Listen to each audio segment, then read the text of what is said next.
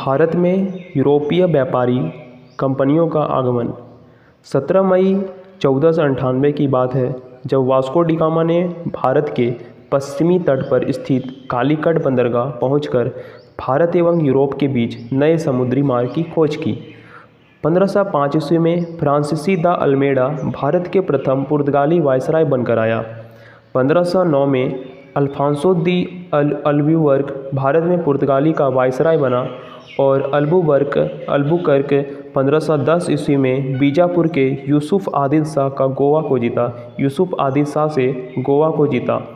पुर्तगालियों ने अपनी पहली व्यापारिक कोचिन में स्थापित की। व्यापारिक कोठी कोचीन में स्थापित की। उसके बाद 1595 भारत आने वाले प्रथम डच नागरिक था कारेलिस हंड्समान।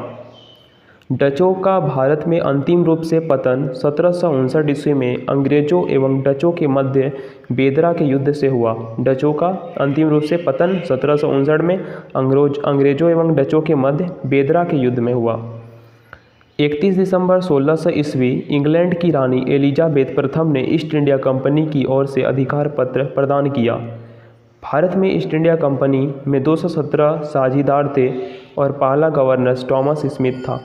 मुगल दरबार में आने वाला प्रथम अंग्रेजी कैप्टन हॉकिंस, जो जेम्स प्रथम के राजदूत के रूप में 1609 ईस्वी में जहांगीर के दरबार में आया। 1615 में सम्राट जेम्स प्रथम ने सर टॉमस रो को अपना राजदूत बनाकर मुगल सम्राट जहांगीर के दरबार में भेज दिया। अंग्रेज की प्रथम व्यापारिक कोठी फैक्ट्री सूरत में 1608 ईस्वी में खोली गई। 1611 में दक्षिण पूर्व समुद्र तट पर सर्वप्रथम अंग्रेज ने मुसलीपट्टनम में व्यापारिक कोठी स्थापना की।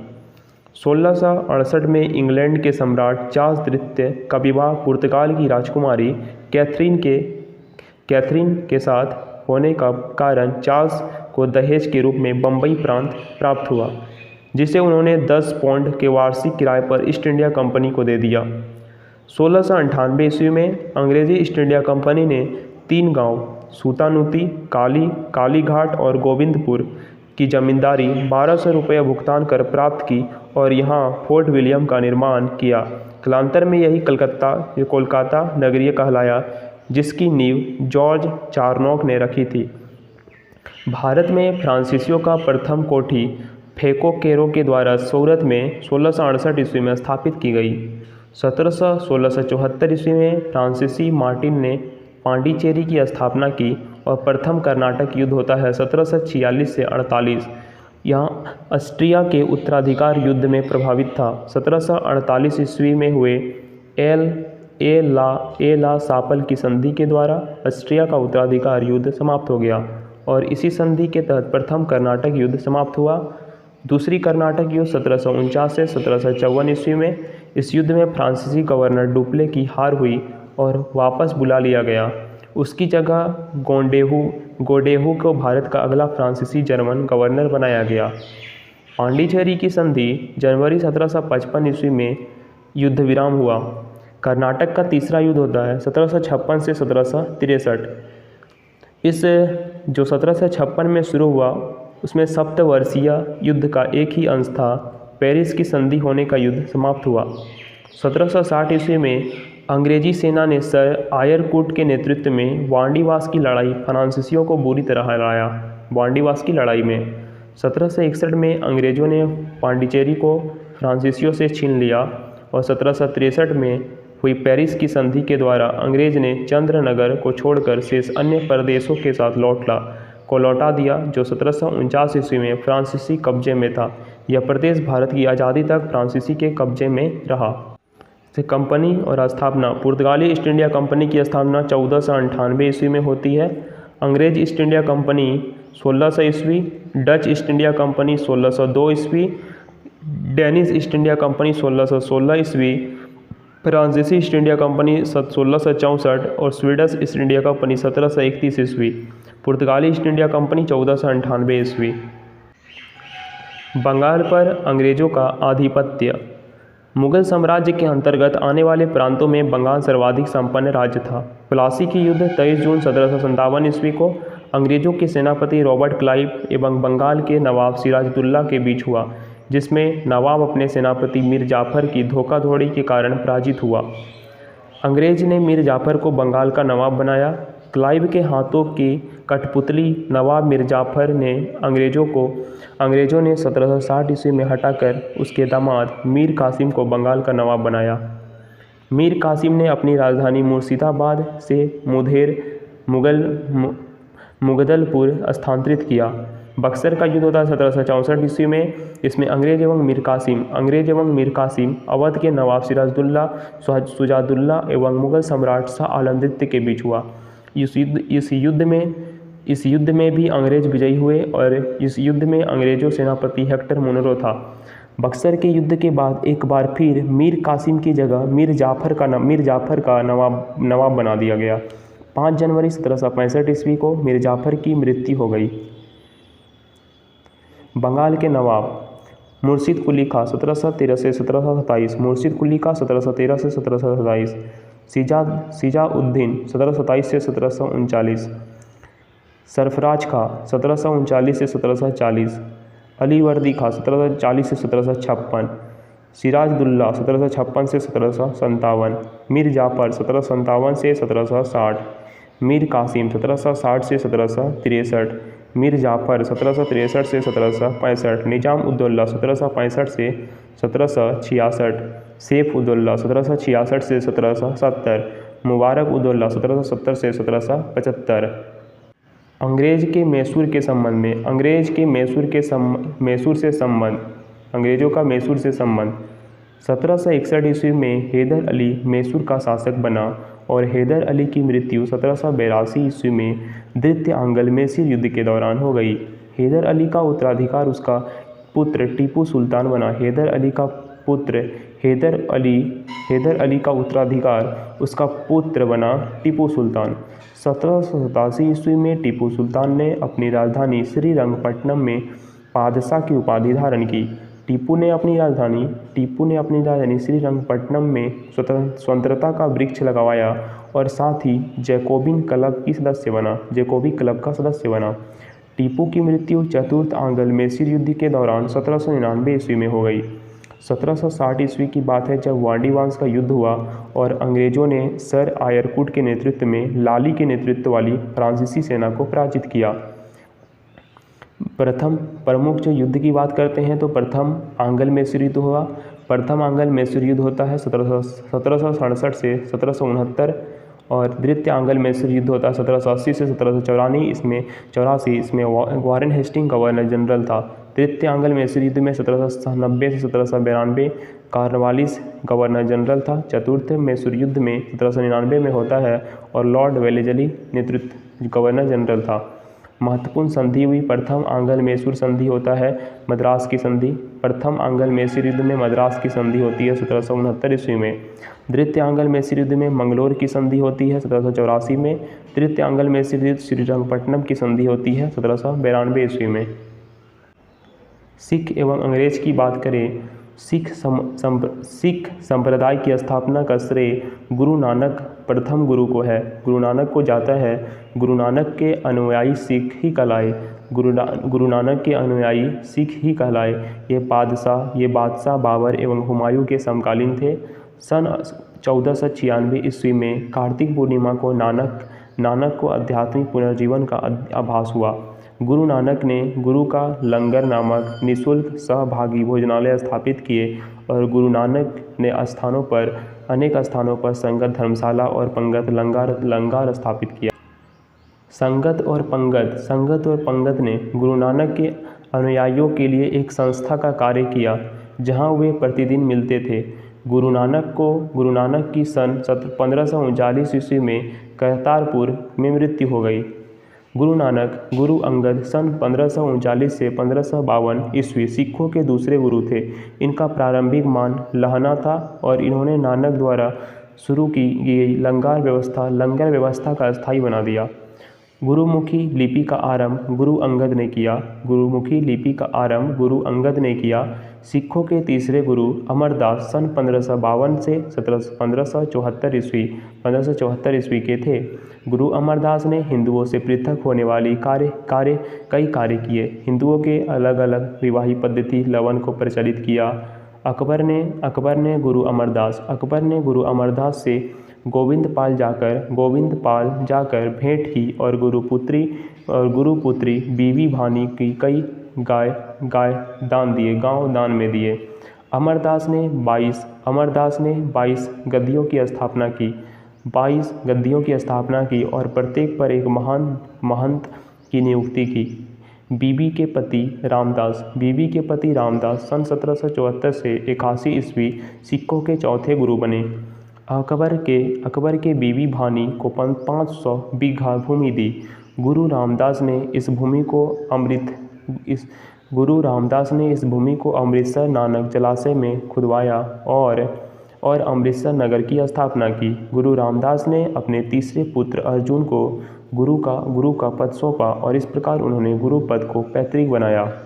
गुरु अर्जुन सन 1581 से 1605 ईस्वी सिखों के पांचवें गुरु हुए। इन्होंने सिखों के धार्मिक गुरु आदि ग्रंथ की रचना की। इसके गुरु नानक प्रेरणाप्रद प्रार्थनाएं की और गीत की संकलित किया। गुरु अर्जुन देव ने अमृतसर जलाशय के मध्य में हरमंदिर साहिब का निर्माण कराया। राजकुमार खुसरो की सहायता करने के कारण जहांगीर ने 1606 ईस्वी में गुरु अर्जुन देव को मरवा दिया। सिखों के छठे गुरु गुरु गोविंद 1606 से 1645 ईस्वी। इन्होंने सिखों के सैन्य संगठन का रूप दिया और अकाल तख्त ईश्वर का सिंहासन का निर्माण करवाया। ये दो तलवार बांधकर गद्दी पर बैठते थे और एक दरबार में नंगाड़ा बजाने की व्यवस्था थी। इन्होंने अमृतसर को किलेबंदी की। सिखों के सातवें गुरु हरराय 1645 से 1661 ईस्वी। इन्होंने दारा सिखों को मिलने आने पर आशीर्वाद दिया। सिखों के आठवें गुरु हरकिशन कौन थे? हरकिशन 1661 से 1664 ईस्वी। इनकी मृत्यु चेचक से हो गई। इन्हें दिल्ली जाकर गुरुपद के बारे में औरंगजेब को सिखों के 9वें गुरु तेग बहादुर 1664 से 75 ईस्वी। इस्लाम स्वीकार नहीं करने के कारण औरंगजेब ने इन्हें वर्तमान शीशगंज में गुरुद्वारा के निकट मरवा दिया। सिखों के 10वें गुरु आता है कौन?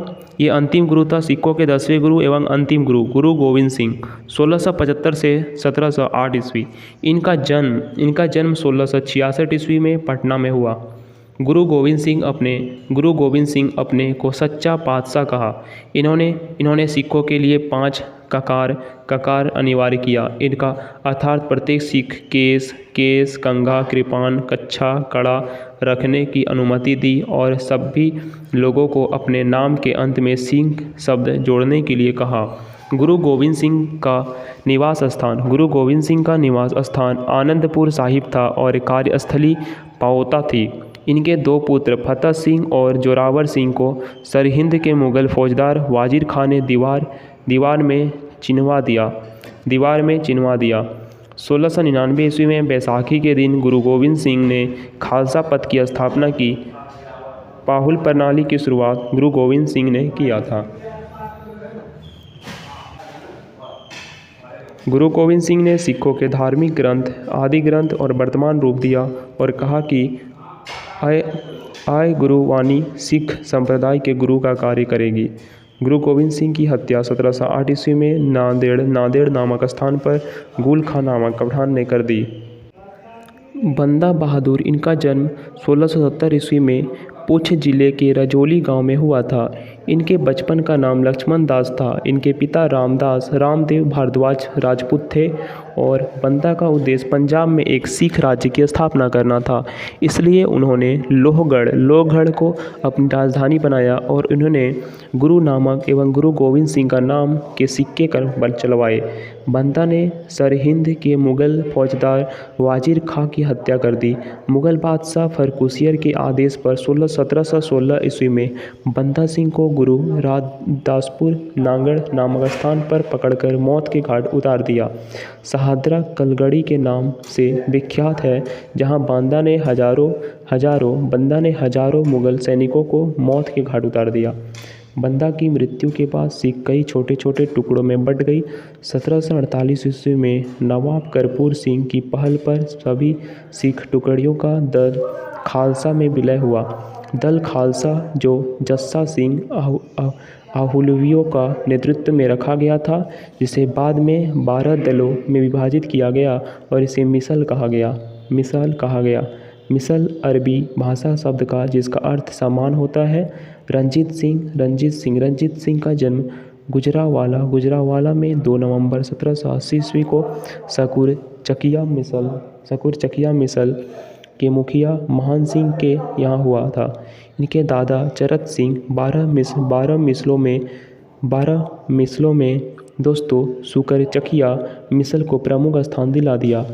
उसके बाद 1798 से 99 ईस्वी में रंजीत सिंह लाहौर का शासक बना। 25 अप्रैल 1809 ईस्वी चार्ल्स मेडकॉफ और महाराजा रंजीत सिंह के बीच अमृतसर की संधि हुई होती है। चार्ल्स मेडकॉफ और महाराजा रंजीत सिंह के बीच अमृतसर की संधि। रंजीत सिंह का राज्य 4 सूबों में बटा था: पेशावर, कश्मीर, मुल्तान और लाहौर। महाराजा रंजीत सिंह का विदेश मंत्री फ़कीर अज़ामुद्दीन एवं वित्त मंत्री दीनानाथ था। 7 जून 1839 की बात है जब रंजीत सिंह की मृत्यु हो गई। प्रथम आंग्ल सिख युद्ध 1845 से 46 ईस्वी में एवं द्वितीय आंग्ल मैसूर सिख युद्ध होता है 1849 ईस्वी में। इसमें अंग्रेजों एवं सिखों के मध्य संधि होती है, जैसे लाहौर की संधि। 9 मार्च 1846 ईस्वी को भेरोवाल की संधि 22 दिसंबर 1846 ईस्वी। इस संधि के तहत राजा दलीप सिंह के संरक्षण हेतु अंग्रेजी सेना का प्रवास पंजाब में मान लिया गया। 20 अगस्त 1847 ईस्वी महारानी जिंदा को राजा दलीप सिंह से अलग कर 48,000 रुपये वार्षिक पेंशन देकर शेखपुरा भेज दिया गया। द्वितीय आंग्ल सिख युद्ध के दौरान पहली लड़ाई चिलियानवाला की लड़ाई सिख नेता शेर सिंह एवं अंग्रेज कमांडर गफ के मध्य लड़ी गई। दूसरी लड़ाई गुजरात के चिनाब नदी के किनारे चार्ल्स नेपियर के नेतृत्व में अंग्रेज ने 21 फरवरी 1849 ईस्वी को लड़ी। 21 फरवरी 1849 ईस्वी को इस युद्ध में सिख बुरी तरह पराजित हुआ। लॉर्ड डलहौजी 29 मार्च 1849 ईस्वी को घोषणा द्वारा संपूर्ण पंजाब का विलय अंग्रेजी राज्य में कर दिया। महाराजा दलीप सिंह को 50,000 पाउंड वार्षिक पेंशन दे दी गई और उसे शिक्षा प्राप्त करने के लिए इंग्लैंड भेज दिया गया। सिख राज्य का प्रसिद्ध हीरा कोहिनूर का महारानी विक्टोरिया को भेज दिया गया। ये जो कोहिनूर हीरा था, ये सिख राज्य का प्रसिद्ध हीरा था। कोहिनूर हीरा महारानी विक्टोरिया को भेज दिया गया। तो ये रहे कुछ महत्वपूर्ण वीडियो। आई होप ये वीडियो आपको पसंद आई होगी और भी इसी तरह के वीडियो देखने के लिए चैनल को सब्सक्राइब कर सकते हैं। इस लाइक कीजिए। मिलते हैं अगले वीडियो में, तब तक के लिए धन्यवाद।